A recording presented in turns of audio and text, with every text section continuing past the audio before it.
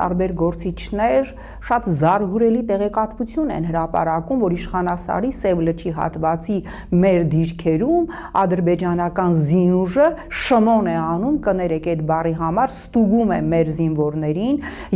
մեր դիրքապահներին, 2 օրից ավելի սնունդ թույլ չեն տալիս, այսքան նախատեսված իրանց որոշած չափից ավելի փամփուշտ թույլ չեն տալիս եւ ըստ էության մեր զինվորները, մեր դիրքապահները ըստ էության գերեվարման մեջ են Սև լճի հատվածում, այսինքն Ադրբեջանի նախիրը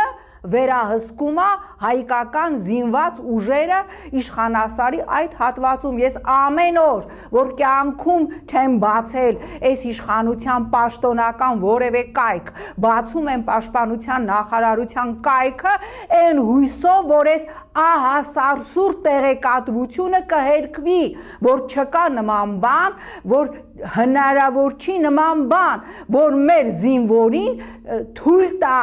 անցնել իր ծառայությունը կատարելու ադրբեջանական զինված ուժերի ներկայացուցիչները, բայց ես չեմ տեսնում հերքում։